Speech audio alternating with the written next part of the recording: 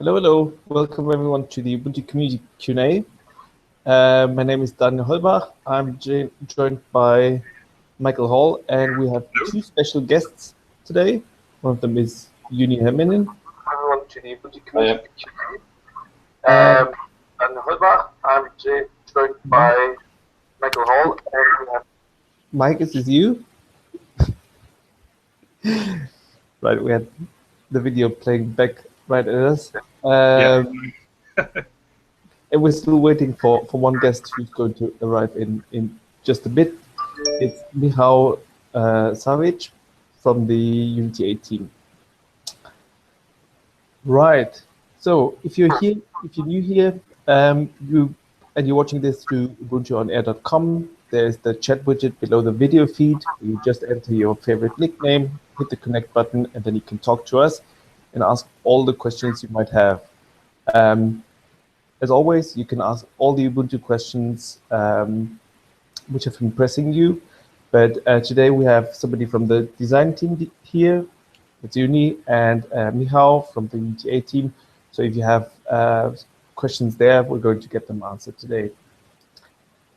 While you're at it, you can also join the, you can subscribe to the Ubuntu on Air accounts, so that the YouTube account, Twitter account, that way you're going to be informed of new shows and watch the old shows as well. Okay, Michał just let me know that he's stuck in a meeting, so he'll be here in just a few. And as Mike said on IRC, if you have questions, make sure you prefix them with question in all caps, so we can more easily pick them up. Do we have any announcements this time, Mike? Yes, we wanted to talk about UbuCon Europe, which is coming up in November. So this is kind of grown out of the UbuCons that have been in Germany and in France for several years now. It's a slightly larger event that's going to encompass people from all over Europe, including some of us from outside of Europe. So I'm going to be flying in from the US. I know Jose is flying in from Peru, so we're going to have a nice global selection of speakers and attendees at that one. So that's happening November, let me look at the calendar now. I posted the link in the IRC, but it is November the 19th and the 20th, or 18th, 19th, and 20th. If you want to come for the social event that happens on the evening of the 18th. And that's going to be in Essen, Germany, which is in the northwestern part, for those who don't know, which was me not too long ago. I had to find that on a map. So that's going to be lots of fun. If you've never been to an UbuCon before, they are small conferences focused around Ubuntu or topics related to Ubuntu. We get speakers from the community and some from Canonical who come in and give presentations. UbuCon Europe is going to have Jane Silber, the CEO of Canonical, giving the keynote. So that will be Saturday morning on the 19th. You don't want to miss that. Yeah, if you go to ubucon.org, there's like lots of information already about upcoming talks. I'm not sure, maybe some are still being added, but there's loads and loads of great speakers there. It's going to be a lot of fun. All right, why don't we introduce our guests and what they do before we start taking some questions. So we'll start with you, Jouni. Can you tell us what team you're on and what your kind of day-to-day work is? Sure. So I'm in the design team, visual design, and I've been working in the phone for a few years, and now mostly more on desktop in the last kind of 6 to 12 months doing the convergence stuff. So I work more on the app side. I've been working on the SDK previously, but these days more on the app side. So you might have seen the terminal refresh we blogged about recently, and then a lot of work on system settings. Yeah, various things. So visual design mostly. So my turn. I'm Sawicz. I'm managing the team that's behind Unity 8 today, and for a long time I was behind Unity 8 on the phone, and then now we are working on it for all your devices. All right. So obviously, any questions about apps design, Unity 8, desktop or mobile, you can go ahead and ask those. But you can also ask us any other questions. Try and keep them related to Ubuntu. We tend to get questions about trees and sandwiches, which are entertaining but not necessarily informative. But we will try and answer as many questions as we get, regardless of what they're about. So once again, ask them right below the video in the IRC channel. Start with the word questions in all caps, or question in all caps. That way it turns bright yellow for me and whatever highlight color Daniel has for him, and then that way we don't miss any questions. All right, so let's start at the top from Jam Together. He's asking, Ubuntu made my phone not turn on, Nexus 4, what do I do now? There are various things that could cause that. Most of them are hardware related, and I think related to battery charge. So I think sometimes you need to let it power all the way off before you're charging it. Sometimes you have to take the battery out and plug it in to reset something so that it will start charging again. It's usually related to battery, though, when it won't turn on like that. Or not battery, but hardware, not software. So try some Googling and see if you can find something that matches your current symptoms. Yeah, and you can also ask on the Ubuntu phone mailing list. That's also what I was going to suggest.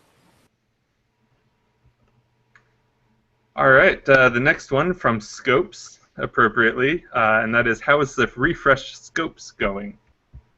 So you showed off some new designs or design proposals for Scopes at the last Ubuntu Online Summit.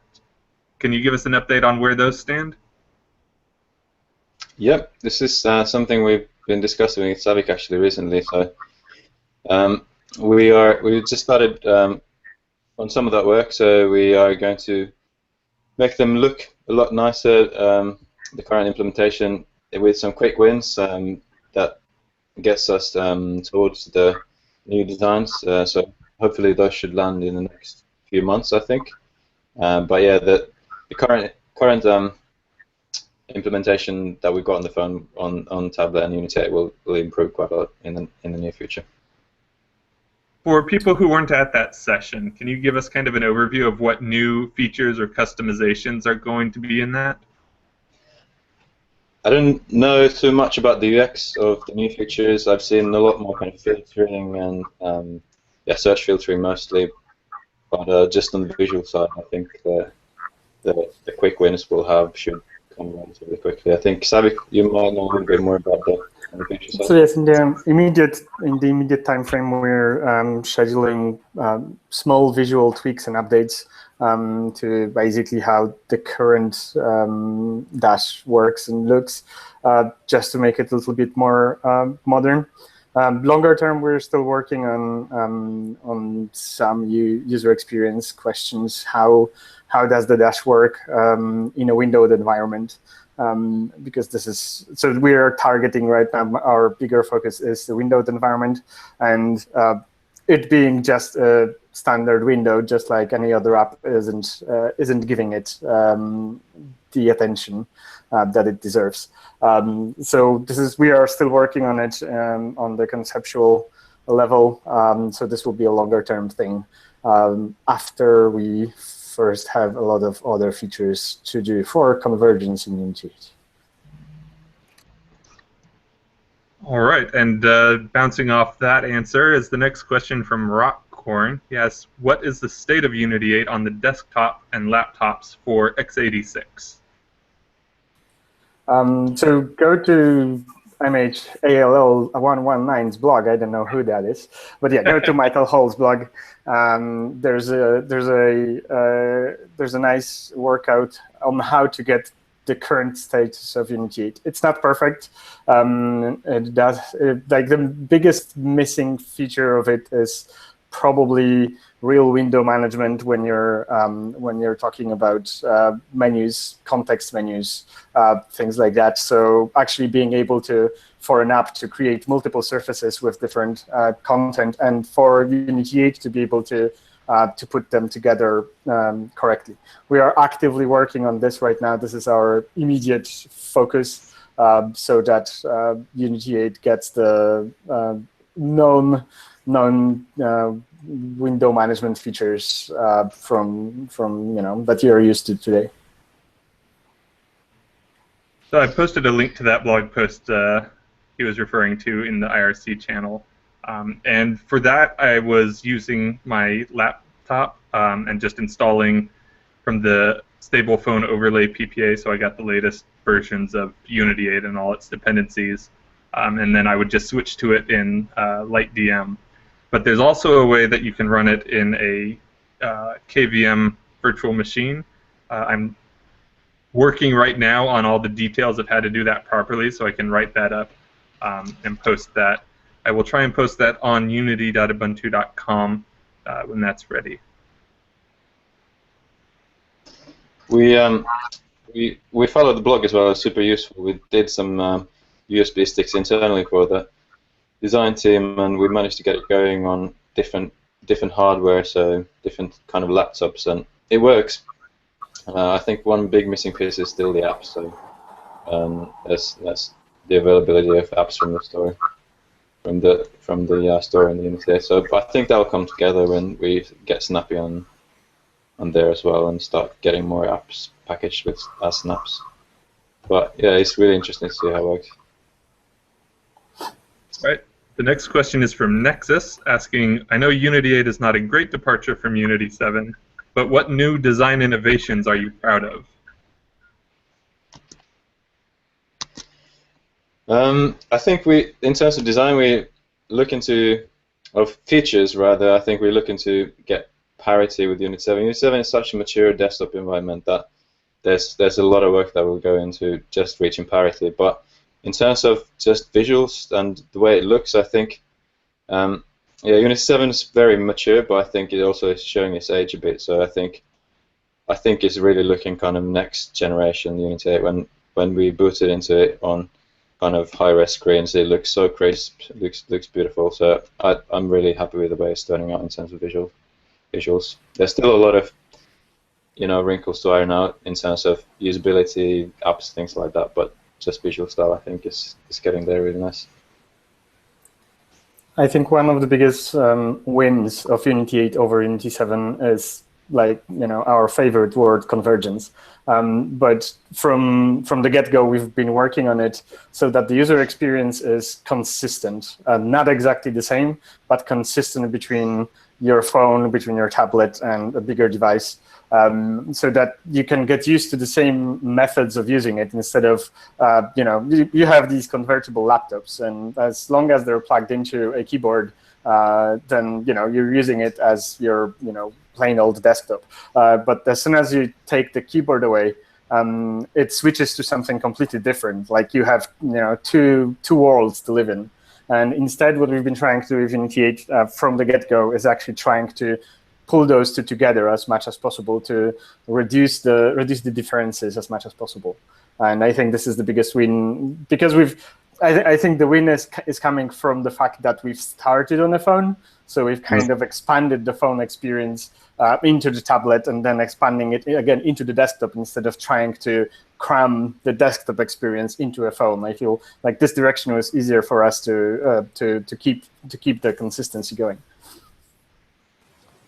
And it's also for app developers, it's just beautiful to be able to just write an app once and it's going to work across all the form factors. And then, not to mention that the scopes can be written in JavaScript and loads of new stuff. Like, it's going to be much easier to create content for Unity 8 and write apps. Like, using QML is just beautiful and easy. So saying that Unity 8 is not a great departure from Unity 7 is a bit of an understatement. Yeah, I think for anybody who wants to contribute to the Ubuntu desktop interface, it's much easier to get started with Unity 8 than with Unity 7. I looked at contributing to Unity 7 years back, and as soon as I started looking into all the Compass stuff, that all just went right over my head. I had no idea what I was looking at. But when I looked at the Unity 8 code, since so much of it's QML, it's so easy to read and to understand what's going on and to make changes and see how they work. What Michael was trying to say is that our job is easy now. Yes, so no excuses. Get all the features. No, it's still a big project, and you can see a lot of the design decisions that that had to be made to make it work and seem as easy as it is.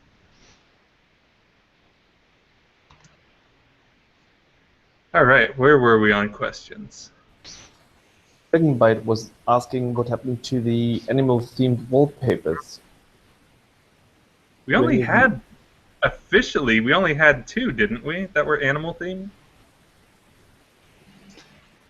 I think the yeah, we still draw inspiration from. So the every time there's a new release, we have an origami artist that makes that animal into a beautiful kind of origami, and then we use some of those folds in the wallpaper. So it's taken more of an abstract turn, I guess. So drawing inspiration from the actual origami rather than an actual kind of a picture of the animal itself.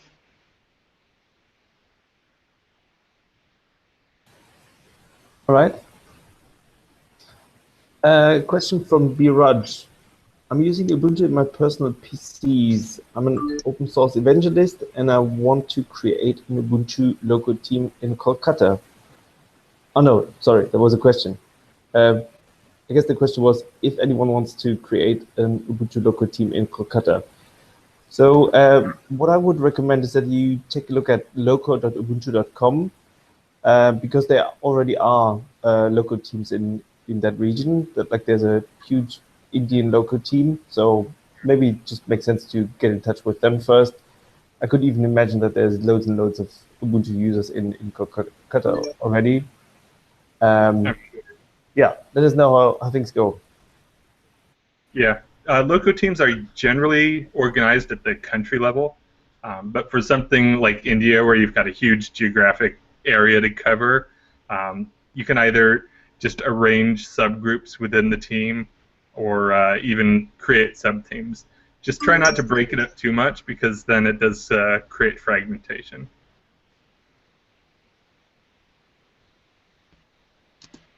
All right, Scopes is asking, why can't we set a wallpaper for the background of Scopes?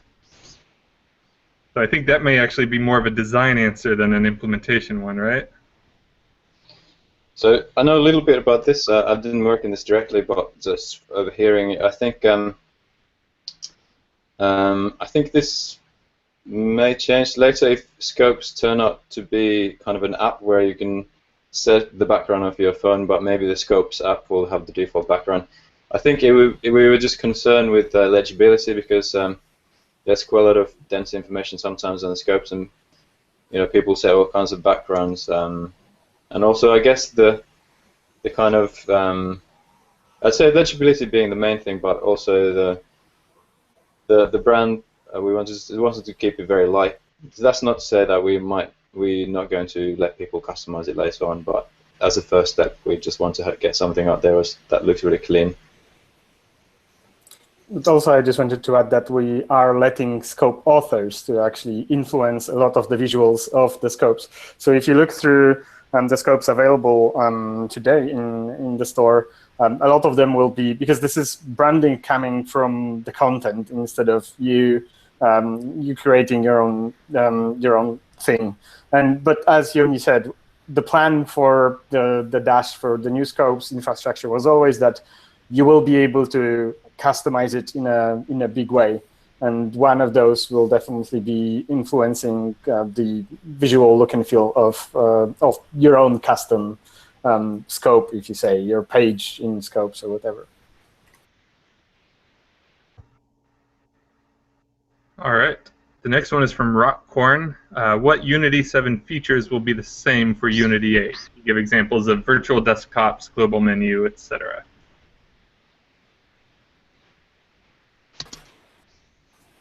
I think this can be between me and Jouni. Global menus, yes. We're almost there. Global menus will be there.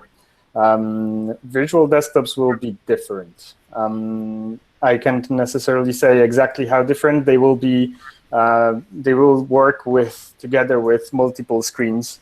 So there is still ongoing work, but it will definitely be a feature. It might work slightly differently. The reason for that, at least part of the reason for that, is that we're going into a much wider spectrum of how your setup may look like. And 2 screens does not mean anymore that you have your two monitors in front of you, because one of those screens might very likely be your phone that is wirelessly connected to a 4K monitor. So this makes us have to think much more, in a much wider spectrum of how we need to, of what we need to enable. So I can't say right now how it's going to look like, because we're still ironing out the kinks. But these are features that will be there. Other than that, the launcher. The launcher is actually probably one of the most similar items between T7 and 8, bar visuals. The spread or the switcher is going to be different, a lot different. Again, bound into workspaces and multi-monitors actually. There will be no separate Alt-Tab switcher, but we will have this one single UI for switching between screens, between windows. Indicators, right now, how they look, they are very much touch-centric, touch-oriented. We are working on making them pointer-friendly, so that when you actually invoke them with a mouse, they will be small, compact as they are in T7. If you invoke them with touch, you will get the wider menus, so that it's an easier touch target. It's probably difficult to say. We'll have to see for a big part, because we're still working on a lot of it. All right. So one of our regular questions that we get, and our regular asker, Chloe Wolfie Girl, is not here today, so I'm going to ask it for her, and that is, what is the state of the HUD for Unity 8? Yeah. There was some designs for it and some early implementations for HUD a while ago, a couple of years ago for the phone, but we had to kind of prioritize other things. I think it's still a nice feature. Hopefully we'll land on Unity at some point, but there hasn't been much recent design on that. So yeah, we've been kind of prioritizing things to get done first, and I'm sure we'll get to the HUD at some point. So that's one feature where we're not quite going to have parity with Unity 7 in the near term. Yeah, I guess so. I haven't seen designs for it yet, so okay. Wouldn't say in the very near term. On the multi-monitor and the workspaces stuff, I've seen some designs for both. So they've been on the task switcher in the early designs I've seen, but it's still being prototyped. We've got one very good prototype of ours, Bessa, working on that, so I've got full confidence that it's going to be a really nice piece. But yeah, workspaces are definitely being worked on. All right. Rockcorn is asking, is Ubuntu phone design more like Android or iOS? And to alter that question a little bit, can you just speak to kind of what your design inspiration and influences were going into designing apps and the UI? Sure. I think we've drawn influence from everything that's there already, and I'd say the biggest differential.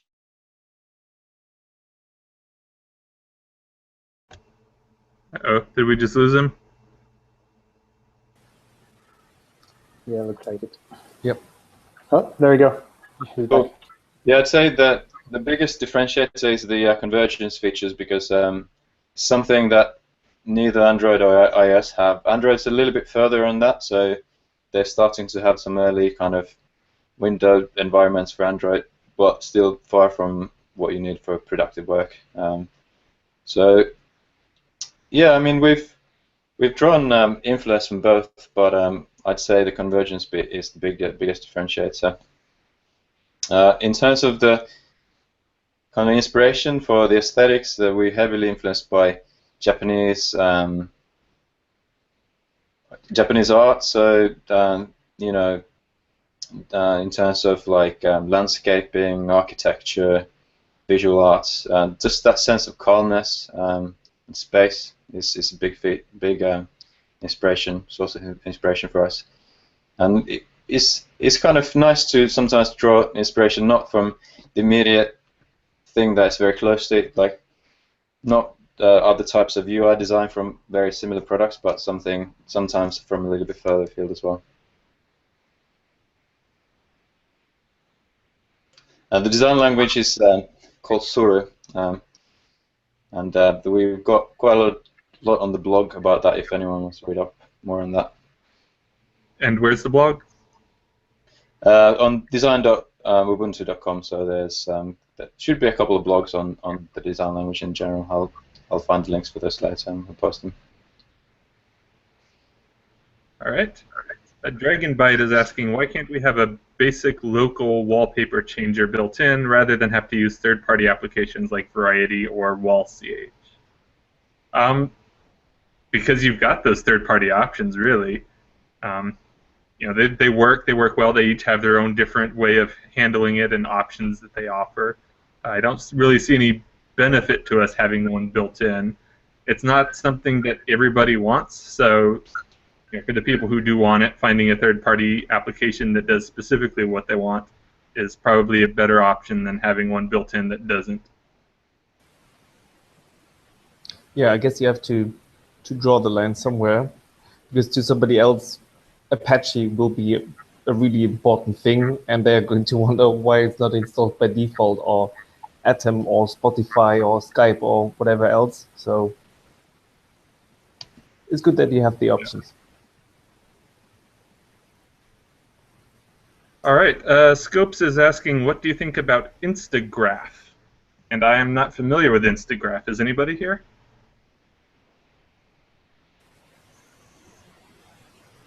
Don't know if maybe he meant Instagram, but that really wouldn't help me because I'm not very familiar with Instagram either. All right, we'll move on then. Nightmare is asking, has Unity 8 high DPI been tested on 2K, 4K resolutions on large displays? So I tested it on 15-inch MacBook Pros, and it looks really nice and crisp. We have 4K screen in the office, so I'll test on that next week. But yeah, every screen we've thrown out has looked really nice. So I'm absolutely positive it's going to look great on 4K screens. And one of the nice things that we have going for us is the Ubuntu UI toolkit and its grid unit approach to component sizing. Can you give are you familiar with the grid units part of that? Yeah, sure. So it's kind of similar to virtual pixels in Android, iOS, CSS. So because we have high density displays, one pixel on those can be 2 normal pixels or even more. So it's kind of a layer abstraction on top of that. So we have these units called grid units, which are 8 dps large, and with those it's kind of nice to lay things out because that you can do things like alignment much easier. But yeah, it's a layer of abstraction on top of, let's say, DPs, which I used on Android. But it does make it easier to scale to different screen densities and sizes. It also gives us the ability to scale it depending on like viewing distance too, right? So like you want to have different values for a TV on the other side of the room as opposed to a screen in your hand. Yeah, absolutely. And we're working on a setting for system settings at the moment where we will have a slide. So at the moment, it's a little bit tricky to set your pixels per grid units. You have to edit a configuration file on system, but we're working on a UI for that, for system settings, where you just have a slider so you can make effectively the size of the UI grow to your liking. So let's say you're getting a little bit older and you need glasses, so you can tweak that size to whatever you like. We also have to remember that this is a requirement for having multiple screens, right? Because again, if you have your phone, phones are usually quite high density these days, connected to a standard HD display that's today relatively low density screen, right? Then we have to size those the UI differently, because it's either going to be huge on the monitor or really small on the phone. So we need to be able to have different values for that per screen.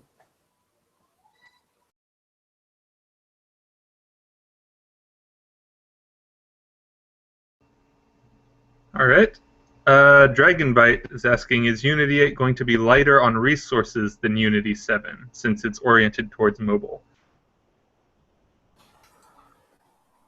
We're hoping.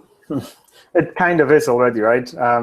If you tried to run Unity 7 on a phone, like one of those that we've released, the BQ 4.5 was a fairly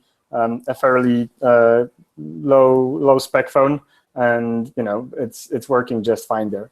Compiz was never written with these kinds of like resource constraints in mind, right? So we had the, again, starting from scratch on this kind of platform gave us the advantage there. But apart from Unity 8 itself, the whole ecosystem of applications is more geared towards saving battery life, memory, etc. Because we have to think about that going forward, right? Again, because you're not necessarily going to be using your laptop anymore, but it might be your phone or a tablet driving your whole digital life. So we have to make sure that our app ecosystem works for all this. Although really the high-end phones now are right on par with my laptop, which is 3 years old. Still saving battery on that is a good thing. This is true, yeah. I'll take a longer battery life than my laptop gets. All right, we're going to skip DS McGuire's question about the Unity 8 scopes redesign because we already answered that. Nightmare is asking, how will scopes be used on the desktop? I know we hit on that a little bit, but right now there's a pretty big difference between the way you access, or the way the scopes look, the dash looks, I should say, on Unity 7 and Unity 8. Are there any plans to make the Unity 8 dash a little more Unity 7-like? There's some ongoing design work on taking the apps scope out of the current scopes and kind of adding it onto the launcher so it'll look and feel a little bit more similar to Unity 7 Dash.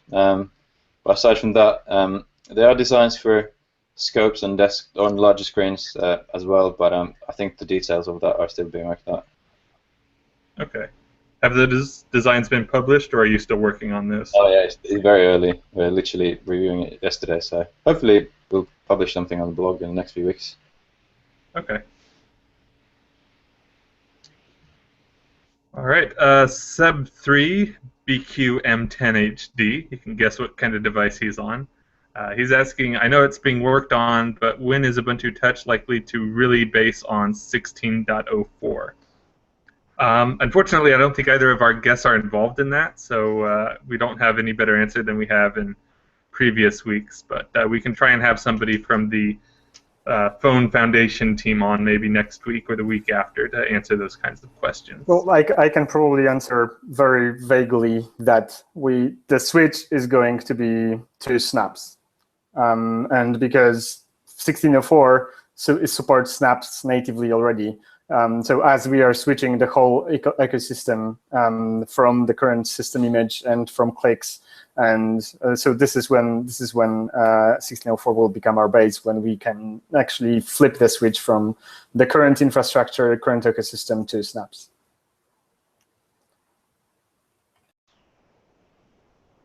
Okay, we still don't have a real estimate on when that's going to be, though, do we? It's ongoing. It's an ongoing effort. There's a lot of things happening for snaps on all fronts.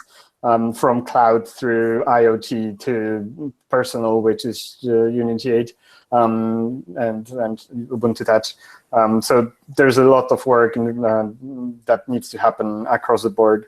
So we'll get there slowly. All right. Dragonbite is asking, when Ubuntu phone is connected to a projector for running an Impress presentation, for instance, will it show up like on a mobile device or on the desktop? And I can actually answer this one because at the beginning of this year at UbuCon at scale, I actually did this. I took my Nexus 4 and through a series of Frankenstein cables and converters, I got it connected to their VGA monitor, or the projector that they were using, and I gave a presentation using the Doc Viewer app from my phone in front of a crowd of like 300 people. So it does show up like a desktop, and it works like a desktop, and I can confirm that that was all working even earlier this year. So that's pretty awesome to do. I can just add to that however you want it to look. Ultimately, it's going to be your choice which kind of interface you want to have on a different screen. We will take into account input devices. So if you have your keyboard and mouse connected, we will switch to desktop mode. If you disconnect them, we will switch to tablet mode, et cetera, et cetera. But ultimately, it's going to be your choice. Right. I should have mentioned I did actually have my Bluetooth keyboard and mouse connected to it, so it was working as a desktop because of that. So one thing that I might add is right now we only when you connect to an external screen, the phone screen turns into a virtual touchpad kind of thing, which lets you control the mouse cursor. This is just one of the use cases we envision for your phone while it's being connected to an external screen. But for the most part, it's going to remain being a phone. Right now, it's switching into a virtual touchpad thing, but later that virtual touchpad thing will most likely become an app. If you want to use this feature, you will launch the virtual touchpad. If you want to use it as a presentation remote, then there will be an app that will let you easily switch slides. If your external screen is your media center, then your phone can have the controls for your media center, right? So this is all about the second screen kind of experience, and all of these we will be enabling as we go. That would be cool to have this just like turn into a TV remote control. Very nice. Right, I think I can take the next one. Rockcorn is asking, when will the core apps be available as snaps? So some of them have been packaged as snaps already, like I think the calculator and what was the other one? The clock. They were probably the first, and we learned quite a bit converting them. So if you're on Unity 7, you can just install them from the store. But as we said earlier, there's still some work to be done for them to be able to go on the phone as well. So yeah, it's work in progress. I think some more are being converted to snaps right now. So it's all happening. Unity 8 is being packaged as a snap right now. We're working on it hard so that we can deliver Unity 8 updates to people that want them in a timely manner without waiting for an Ubuntu release, right? So how does this work? Who's going to get which updates where? So the updates are going to be, it's going to be a system update, well, a snap update, right? The ultimate thing, especially for your phone, maybe not necessarily for your desktop, but ultimate thing for your phone is supposed to be so that it's all a combination of snaps. The kernel for the phone is a snap. The root file system is the Ubuntu core is a snap. Then Unity 8, however we actually define it, on top is going to be a snap. And on top of that, there will be app snaps as well, right?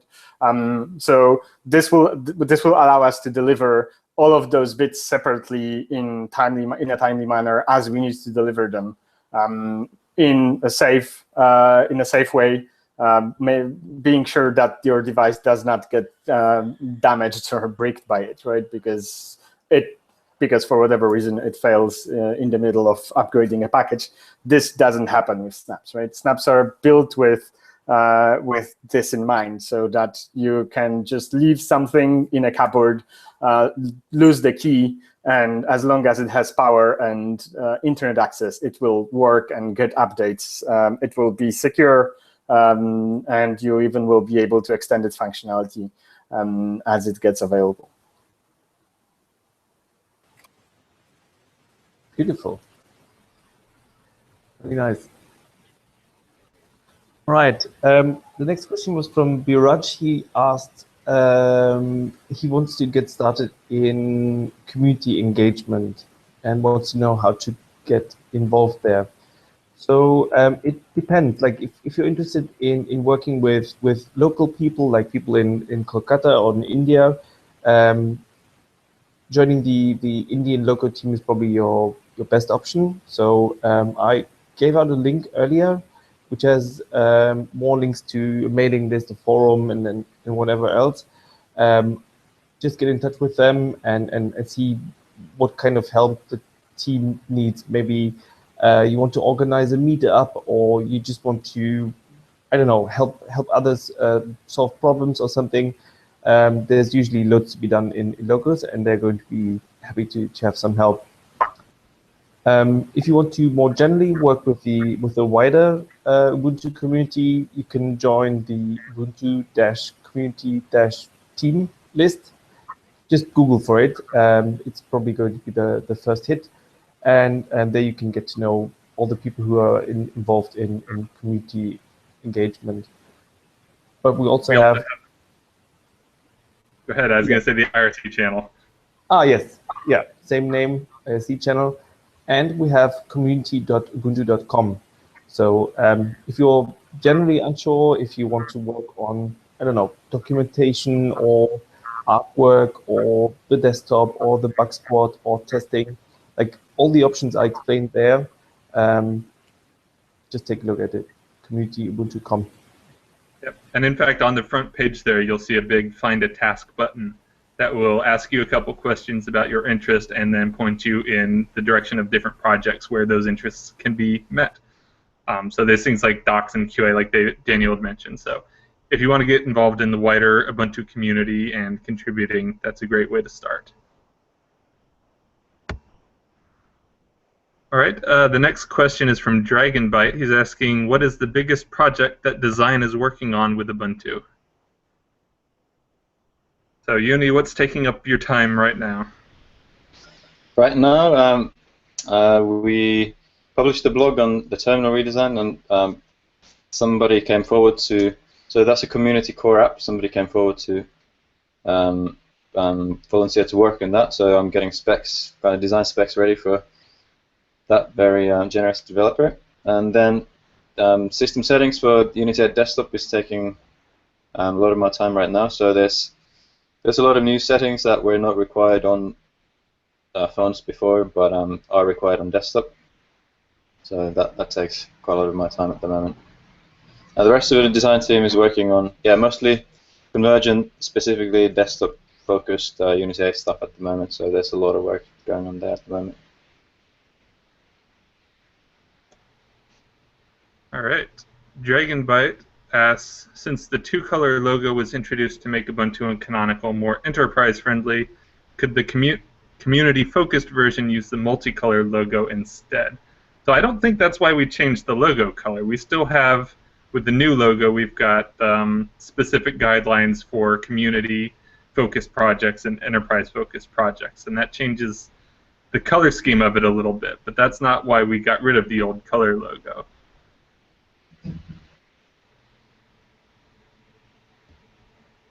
So yeah, for community stuff, still use the current logo, use lots of oranges. I think there's still design guidelines on like the dot patterns to use to distinguish community from enterprise stuff, but mostly just stick to orange. It was DD4814 was the color code, but I think you guys have changed that, have you? I think that changed for for displays on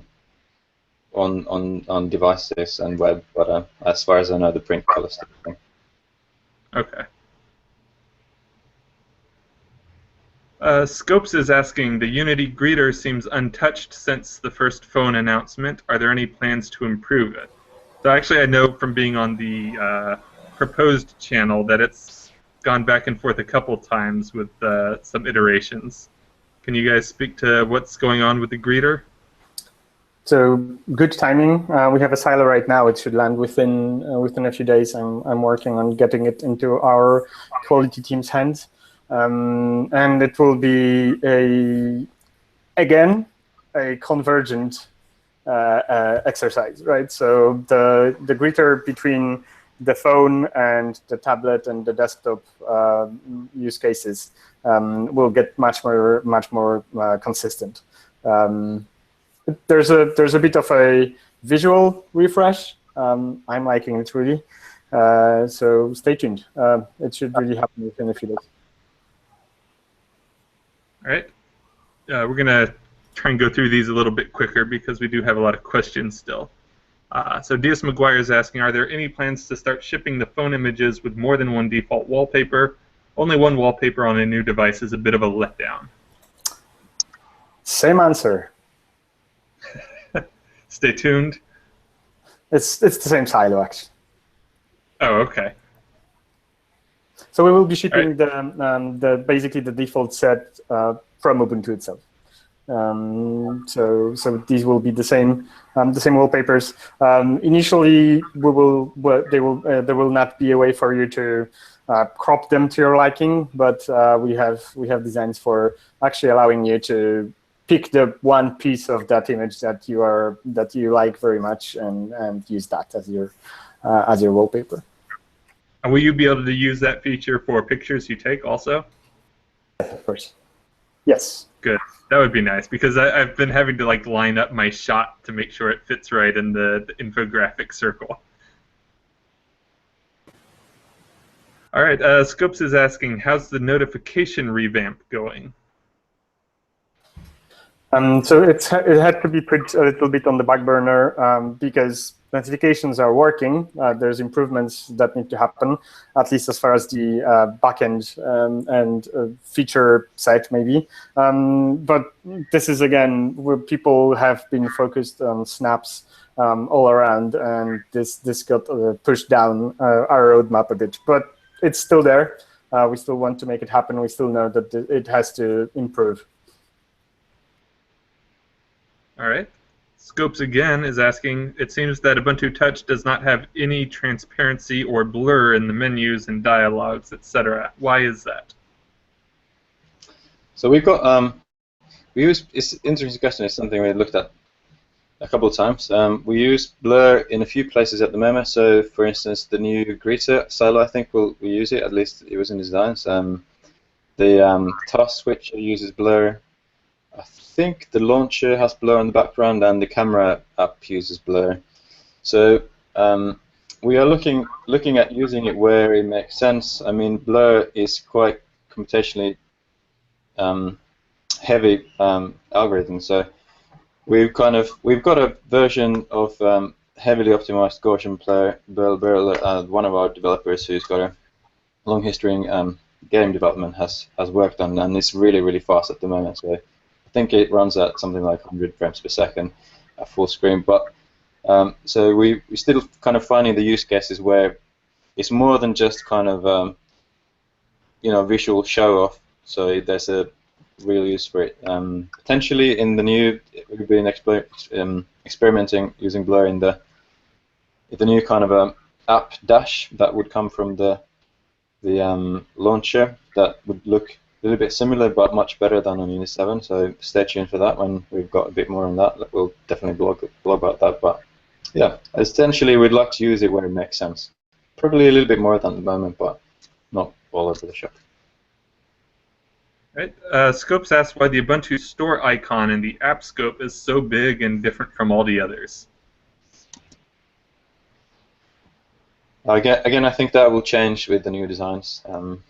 At least once I see it, and remember that the access to the scope, the access to the App Store looks much different now in the new designs. All right. Nightmare asks, how close is Unity 8 to being production ready on the desktop? Depends on what you're producing. But for the most common use cases, it's already there. If what apps you have on your phone just in a bigger form factor suit you, so you have your browser, you have your communicator, or etc., those already work. So we are ourselves trying to spend as much as possible time in Unity 8 just to see what's missing exactly. But I think this is what was mentioned before. Apps are the only thing that's really missing. That said, in the desktop environment, you can already run via a small trick which is called Xmir, and Libertine, which lets you run apps inside a container. You can already run apps that you have on Unity 7 today. They don't behave exactly the same because they go through a layer of proxy. But we're working right now, and it's a matter of weeks before we can actually enable full window management. In which case, we will go back to enabling native mirror support for toolkits where it makes sense, and even through Xmir, putting apps in a different way. In that it's Unity 8 knowing each of their surfaces, be it menus or tooltips, instead of like today, there being a small window manager within Xmir that does that for us still. Yeah, having multi-window support, I think, was the biggest thing that I needed to start using Unity 8. So actually, multi-window support, as in have multiple windows of a browser, this is supported already for a few months, but there's just no app using it. But there is a silo with a multi-windowed browser.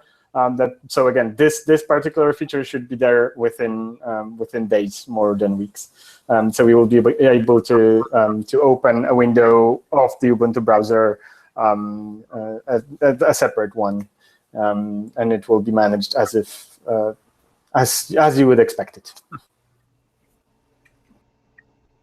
All right. Dragos asks, when is Pokemon Go coming to Ubuntu phone? It will be there as soon. Yeah, or Niantic, probably more accurately. Once Niantic and Nintendo want it on the Ubuntu phone, it will be there. But they are the only ones who can make that happen. Scopes asks, when the calendar app will be updated with the latest design guides. We saw some images on the blog design some months ago. Yeah, I worked on that, on those designs. So the designs are ready. We are looking for a community developer to come on board. The previous one, unfortunately, due to time constraints, I think he got a new job, had to move countries. He's not working on that calendar anymore. So if you're interested in contributing, if you're reasonably good with QML and C++, then probably more QML and C++, and please come forward. Send an email to Alan Pope or myself, Jouni, or comment on the blog. We'll reach through there. Yeah, a lot of our apps are developed by the community. We give design resources. We help them with infrastructure and packaging and getting it in. But we really need community people to help us with the actual development of a lot of these. So that's a great way to get started. QML is easy. These apps are well documented. And again, contact Alan Pope. He's Popey on IRC, and he can help you get started on that. Let's see. Seb3 says we missed a question about OTA 13. Let's see if I can go back and find that real quick. He asked if OTA 13 was going to be tomorrow, but I do not know. Check the phone mailing list. That's usually where those announcements happen. All right. Dragonbite is asking, are web apps still available in Unity 8? I heard it was being deprecated but is it something going away, or just put on the back burner? So there's two different things that you might mean by web apps. One is just a simple web app container, which we have on the phone and tablet right now. And as far as I know, that's not going away. That's going to continue, and we'll just use that on the desktop the same way. The other thing was desktop integration, which we did with plugins for Firefox and Chromium. And I think that's being replaced by this new web app container because it's something that we've got more control of.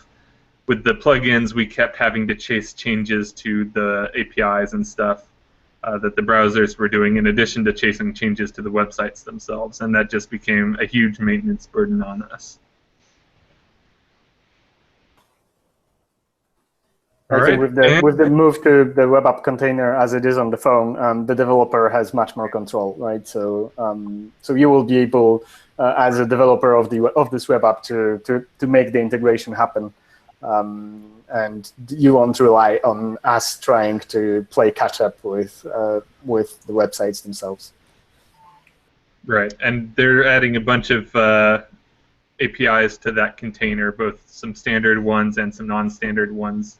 To support notifications, even push notifications now are out and are being added to the Oxide container. So those are going to be a lot more functional than even what we had before on the desktop. And the last question, perfect timing, is from Dragonbite. He's asking, is there anything like live tiles available for Unity or Scopes?